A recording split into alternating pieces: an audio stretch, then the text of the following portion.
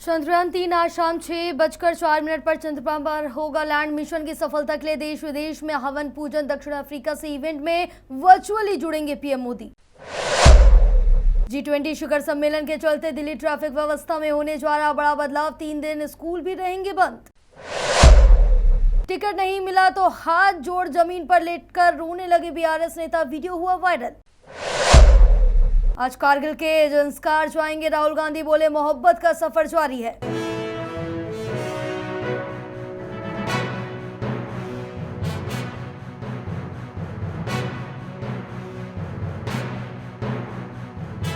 नमस्कार, बहुत स्वागत है आप सभी का न्यू इंडिया लाइव में और मैं हूं आपके साथ जया पाल। चले शुरुआत करेंगे इस वक्त की तमाम बड़ी और अहम खबरों की ओर। इस बीच बड़ी खबर आप तक पहुंचाएंगे जहां आपको बताते चले कि मिजोरम में एक निर्माणाधीन पुल गिरा। इस वक्त की बड़ी और अहम अपडेट आप तक पहुंचा रहे हैं जहां मिजोरम में ये निर्माणाधीन जो पुल है वो गिरा है और मिजोरम के आइजोल से करीब 20 किलोमीटर दूर ये पुल स्थित था जिसका निर्माण कार्य अभी भी जारी था। पूरा पुल अभी भी नहीं बन पाया था लेकिन उससे पहले ही धराशायी हो गया। बताते चले आपको कि एनएफ रेलवे के सीपीआरओ सब्यासाची डे ने ये जानकारी साझा की और रेलवे के अधिकारी घटनास्थल पर भी पहुंच गए हैं। पूर्वोत्तर सीमांत रेलवे के वरिष्ठ अधिकारी ने भी मौके पर पहुंचे हैं और सभी का हालचाल जाना है। फिलहाल आपको बता दें कि जो ये कंस्ट्रक्शन का कार्य था पुल का वो अभी भी पूरा नहीं हो सका था। उसके पहले ही जो ये पुल है वो गिर गया है और पूरी तरह से धराशायी हो गया। और आप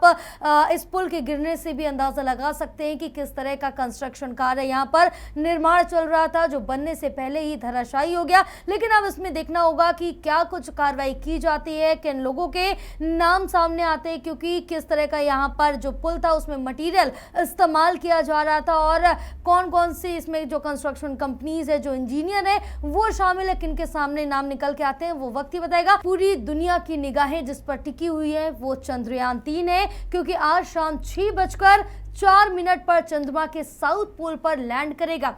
इसे 14 जुलाई को 3:35 पर आंध्र प्रदेश के श्रीहरिकोटा से लॉन्च किया गया था। साथ ही लैंडिंग होते ही यह 41 दिन में 3,84,000 किलोमीटर का सफर तय कर एक नया इतिहास लिखने जा रहा। बता दें कि लैंडर के चांद पर उतरते ही रैंप खुलेगा और प्रज्ञान रोवर इस चांद की सतह पर आएगा। विक्रम लैंडर और प्रज्ञान एक दूसरे की फोटो खींचेंगे, साथ ही पृथ्वी पर सेंड करेंगे इन फोटोज को। और अगर भारत इस मिशन में सफल हो रहा तो चांद की साउथ पोल पर उतरने वाला पहला देश होगा ये भारत।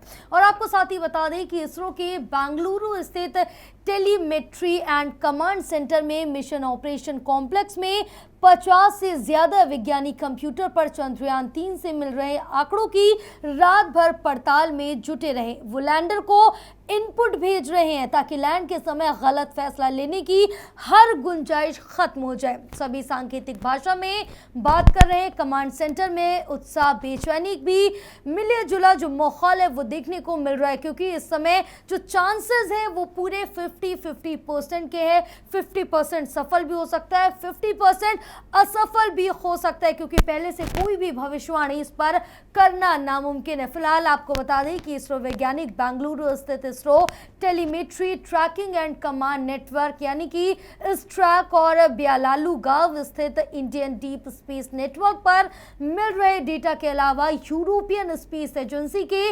जर्मनी स्थित स्टेशन यानी कि ऑस्ट्रेलिया और नासा के डीप स्पेस नेटवर्क से रियल टाइम डेटा लेकर वेरिफिकेशन कर रही है। लैंडिंग का लाइव इवेंट शाम 5:20 से शुरू हो जाएगा। इस इवेंट में प्रधानमंत्री नरेंद्र मोदी भी वर्चुअली जुड़ेंगे। अभी वो साउथ अफ्रीका में हैं, इसलिए वर्चुअली शामिल हो रहे हैं। वहीं मिशन की सफलता के लिए देश ही नहीं बल्कि विदेश में भी जगह जगह पर हवन कराए जा रहे हैं। सभी की निगाहें इस समय चंद्रयान-3 पर टिकी हुई है कि आखिर यहाँ सफल हो पाएगा या फिर नहीं हो पाएगा, ये तो वक्त ही बताएगा। और अगले महीने 8 सितंबर से लेकर 10 सितंबर तक देश की राजधानी दिल्ली में होने जा रहे G20 शिखर सम्मेलन की तैयारियां आखिरी दौर में हैं। सुरक्षा के भी कड़े इंतजाम कर लिए गए। सभी जरूरी चीजों का जो खाका है वो भी पूरी तरह से बनाकर तैयार कर लिया गया। आयोजन को सफल बनाने के लिए सरकार जी जान से जुटी है। दुनिया के 20 देशों के राष्ट्राध्यक्ष इस दौरान दिल्ली में होंगे और ऐसे में अभूतपूर्व शिक्षा के और सुरक्षा के जो इंतजामात हैं वो किए गए हैं। केंद्रीय सुरक्षा बलों के साथ साथ दिल्ली पुलिस भी सुरक्षा की तैयारियों में जुट गई, यानी कि कुल मिलाकर जो तैयारियां हैं सुरक्षा को लेकर वो मजबूत कर ली गई। कोई भी कोर कसर छोड़ी नहीं गई है। कोर आपको बताते चले हर एक चाक चौराहे पर सुरक्षा के कड़े इंतजामात रखे गए हैं। पुलिस की जो टुकड़ियां हैं वो भी तैयार कर ली गई। बताते चले कि बड़े पैमाने पर वीआईपी मूवमेंट के चलते 8 से 10 तारीख तक नई दिल्ली के सभी ऑफिस, मॉल्स और मार्केट भी बंद कर दिए गए। बताते चले कि G20 शिखर सम्मेलन के लिए जो ट्रैफिक मैनेजमेंट प्लान है वो भी अब तैयार कर लिया गया। बताते चले कि 7 तारीख की रात 12 बजे से नई दिल्ली एरिया समेत अन्य प्रतिबंधित या सुरक्षा घेरे वाली जगहों के आसपास ट्रैफिक नियम लागू कर दिए गए। वहीं दिल्ली पुलिस के स्पेशल कमिश्नर SS यादव ने लोगों से भी अपील की है कि वे G20 समिट के दौरान सड़क के बजाय मेट्रो से सफर करें, क्योंकि आपको बता दें कि अगर आप मेट्रो से सफर करते हैं तो ये कई गुना आपके लिए इजी होगा। आपका जो टाइम है वो भी बच सकता है, क्योंकि G20 के दौरान जो सुरक्षा के इंतजामात है वो कड़े रखे जा रहे हैं। हर एक चौराहे पर पुलिस फोर्स तैनात की गई है। कुछ रूट्स भी डाइवर्ट किए जाएंगे, यानी कि कुछ जो ट्रैफिक नियम है उसमें भी बदलाव किया जा सकता है, जिसमें काफी परेशानी हो सकती है। यदि आप मेट्रो से सफर करते हैं तो कहीं ना कहीं आपको सफर को आसान बनाएगा। हालांकि 8 से 10 सितंबर तक Supreme Court metro station, Khan market metro station, Mandi house metro station और केंद्रीय सचिवालय जैसे कुछ मेट्रो स्टेशनों को बंद रखा जा सकता है, क्योंकि जो ये मेट्रो स्टेशन है काफी व्यस्तता वाले मेट्रो स्टेशन है जिसमें बड़ी संख्या में भीड़ भी उमड़ती है, जिसको लेकर उसको बंद किया जा सकता है। हालांकि मेट्रो के रूट में कोई भी बदलाव नहीं किया जा सकता है। मेट्रो के जो रूट्स हैं वो सेम ही रहेंगे, यानी कि आप उससे आराम से सफर कर सकते हैं। लेकिन हाँ, G20 को लेकर तमाम जो रूट के डाइवर्जन है, जो रूट डाइवर्ट है वो किए जाएंगे सुरक्षा के मद्देनजर रखते हुए, क्योंकि जहां पर इंतजाम किया जा रहा है वहां पर कड़ी सुरक्षा रखी जाएगी।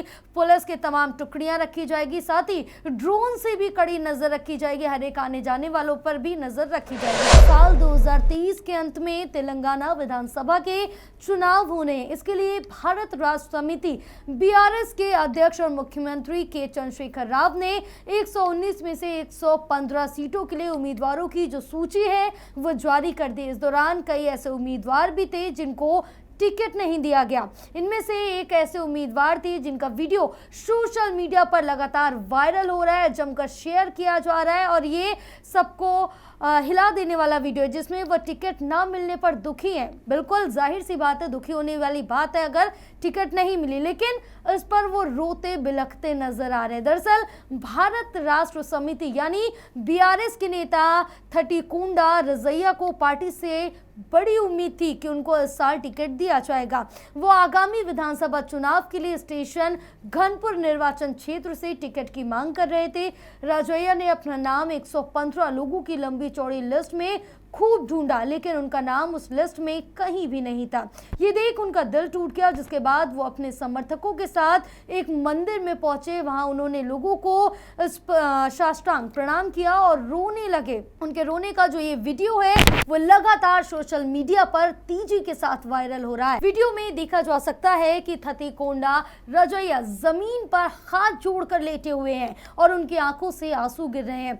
थटीकोंडा को रोते देख उनके समर्थक भी काफी ज्यादा इमोशनल हो गए। थोड़ी देर बाद उनके समर्थकों ने उन्हें उठाया और सहारा दिया, जिसके बाद वो वहां से जाने लगते हैं। वीडियो को लोग खूब ज्यादा शेयर भी कर रहे हैं। कांग्रेस नेता राहुल गांधी 25 अगस्त तक लद्दाख के दौरे पर हैं और मंगलवार को वो लेह से बाइक चलाकर 130 किलोमीटर दूर लामायूरू पहुंचे, जहां कांग्रेस ने राहुल की ट्रिप की तस्वीरें ट्विटर पर शेयर करते हुए लिखा कि मोहब्बत का सफर जारी है। जी हाँ, आज राहुल गांधी बाइक से ही कारगिल की जुंस्कार तहसील जाएंगे और बता दें कि राहुल गांधी वहां 25 अगस्त को होने वाले चुनाव को लेकर 30 सदस्यीय लद्दाख लद्दाख स्वायत्त पहाड़ी विकास परिषद कारगिल चुनाव की बैठक में भी शामिल होंगे। कांग्रेस महासचिव जयराम रमेश ने मंगलवार को कहा कि राहुल की लद्दाख विजिट उनकी भारत जोड़ो यात्रा की एक विस्तार है। जयराम रमेश ने कहा कि जनवरी में लद्दाख के लोगों के एक डेलीगेशन ने राहुल से लद्दाख आने के लिए कहा था। इस वजह से राहुल पूरे लद्दाख की यात्रा कर रहे हैं। वहीं आपको बता दें कि 21 अगस्त की रात को राहुल ने लेह मार्केट में आर्मी के रिटायर्ड अफसरों से मुलाकात की और राहुल गांधी ने उनके साथ तिरंगा भी फहराया और भारत माता की जय के नारे लगाए। इस दौरान मार्केट में लोगों की भीड़ इकट्ठा हो गई। राहुल गांधी ने मार्केट में खरीदारी भी की और स्थानीय लोगों से बातचीत भी की। आगे बढ़ेंगे जहां कांग्रेस के वरिष्ठ नेता अजीज कुरैशी ने हिंदुत्व को लेकर एक विवादात्मक बयान दिया। वो कांग्रेस की हिंदुत्व वाली नीति से गुस्सा गए और मुसलमानों को पाकिस्तान चले जाओ का मशवरा देने वालों को खरी खोटी सुना डाली।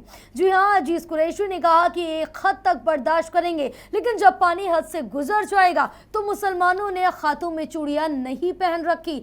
22 करोड़ में से 1 करोड़ 2 करोड़ मर भी जाए तो कोई हर्ज नहीं। अजीज कुरैशी ताजा हालातों के हर मुद्दे पर बेबाकी से बोले। उन्होंने कहा कि मुसलमान इस देश की 1 इंच जमीन के लिए अपने खून का आखिरी कतरा भी बहा दे, बच्चा मर जाए सिर कटा दे, लेकिन तिरंगा झंडे की शान को झुकने ना दे, मुल्क की इंटीग्रिटी को कायम रखे और अपनी जान कुर्बान कर दे।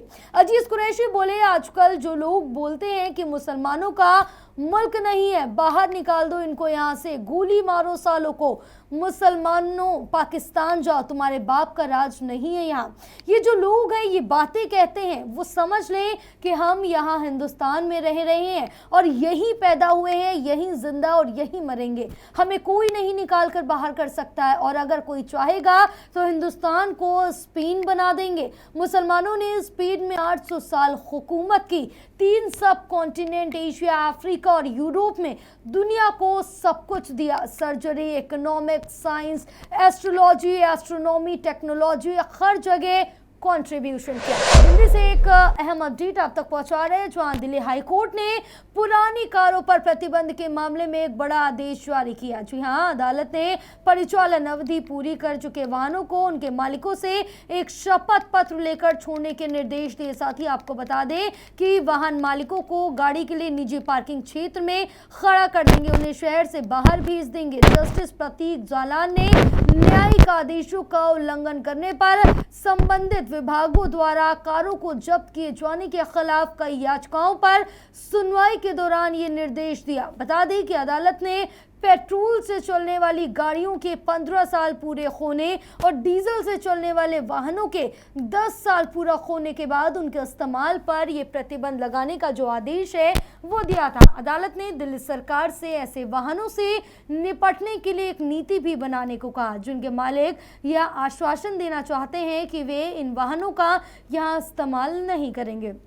साथ ही अदालत ने इस नीति का उचित प्रचार करने का भी निर्देश दिया और अदालत ने कहा कि इस नीति का उद्देश्य कारों को जब्त करना नहीं बल्कि ये सुनिश्चित करना है कि राष्ट्रीय राजधानी प्रदूषण मुक्त हो और अपनी संपत्ति का इस्तेमाल करने के अधिकार और पर्यावरणीय हितों के बीच संतुलन बनाए रखना है। फिलहाल झारखंड से अहम अपडेट, जहां झारखंड में आज 30 ठिकानों पर ईडी की रेड जारी है और बताया जा रहा है कि झारखंड के दुमका, गोड्डा, रांची, देवघर समेत 30 से ज्यादा ठिकानों पर ईडी की रेड चल रही। बताते चले कि ये रेड सीआरपीएफ की मौजूदगी में चल रही है और शराब कारोबारी के रांची स्थित आवास पर लगातार ईडी की छापेमारी चलाई जा रही है। दरअसल शराब माफियाओं के खिलाफ ईडी ने बड़ी कार्रवाई करते हुए कई ठिकानों पर छापेमारी की और अब तक मिली जानकारी के अनुसार शराब के गड़बड़ी से जुड़े मामले में ये रेड चल रही, यानी कि शराब को लेकर यहाँ पर गड़बड़ी की गई है, जिसको लेकर जो रेड है वो डाली गई है। जो जानकारी मिल रही है उसके मुताबिक ईडी ने लगभग 1.5 साल पहले के शराब घोटालों से जुड़े मामलों में रेड कर रही है। आज सुबह से ही ईडी की तरफ से ये कार्रवाई लगातार जारी है और इसके अलावा गिलान पाड़ा स्थित शराब गोदाम में भी छापेमारी की सूचना मिल रही है। हैरान करने वाली बात तो ये है कि झारखंड सरकार के कद्दावर मंत्री रामेश्वर उरांव के पुत्र रोहित के यहाँ भी ईडी की तरफ से रेड की गई। खबरें सामने आ रही है जहां देवघर में भी ईडी की टीम ने दबिश की, वहीं ईडी की लगातार दबिश और छापेमारी से पूरे झारखंड में हड़कंप मचा हुआ है। आगे बढ़ेंगे क्योंकि अब लगातार आप देख रहे हैं जहां मौसम अपनी पल पल करवटें बदल रहा है, जहां मैदानी इलाकों में भीषण गर्मी पड़ रही है, तो वहीं दूसरी तरफ अगर देखें पहाड़ी इलाकों की बात करें तो उन इलाकों का हाल इस समय बेहाल दिख रहा है। बता दें कि हिमाचल और उत्तराखंड में पिछले 24 घंटे से लगातार तेज बारिश हो रही है। बारिश के चलते उत्तराखंड के ऊधम सिंह नगर में कई घर बाढ़ की चपेट में आ गए, तो वहीं लैंडस्लाइड की भी कई घटनाएं देखने को मिल रही हैं। चंडीगढ़ शिमला 4 लेन सोलन के चक्की मोड़ के पास भी बंद हो गए रास्ते और बद्दी में बालद नदी पर भी बना पुल टूट गया। भारी बारिश और पानी की तेज बहाव के कारण पुल का जो एक हिस्सा है वो भी धंस गया। फिलहाल मौसम विभाग की तरफ से अलर्ट जारी कर दिया गया और अलर्ट को देखते हुए शिमला, हमीरपुर और मंडी जिले के सभी सरकारी और निजी स्कूल कॉलेजों को 2 दिन के लिए बंद कर दिया गया। पालमपुर, देहरा, जयसिंहपुर के स्कूल बंद रहेंगे। एचपीयू में 30 और आपको बता दें कि 23 से 34 की जो परीक्षाएं थी वो भी स्थगित कर दी गई। फिलहाल बताते चले कि एसडीआरएफ की जो टीमें हैं उन्होंने 60 लोगों का रेस्क्यू कर लिया गया जो बाढ़ में फंसे हुए थे और मौसम विभाग की तरफ से बुधवार के लिए राज्य में बारिश का रेड अलर्ट जारी कर दिया गया, क्योंकि अब लगातार देखने को मिल रहा है पहाड़ी इलाकों में जो लैंडस्लाइड की घटनाएं हैं वो लगातार बढ़ती जा रही है, जिससे काफ़ी ज़्यादा जो हादसे हैं वो हो रहे हैं। जो यात्री है, जो पर्यटक हैं, वो अपनी यात्रा के दौरान भूस्खलन का शिकार हो रहे हैं। कई यहाँ पर लोग जो बाढ़ में फंस गए, जो वहाँ स्थित लोग हैं वो भी बाढ़ में फंसे हो गए। फिलहाल आपको बता दें जो रेस्क्यू टीमें हैं, एनडीआरएफ, एसडीआरएफ टीमें वो पहुंच चुके हैं, लोगों का रेस्क्यू करने में जुटी हुई है, लोगों को लगातार बाहर निकाल रही और साथ साथ उनको सुरक्षित स्थानों पर भी पहुंचाने का जो कार्य है वो टीमों की तरफ से लगातार किया जा रहा है। लेकिन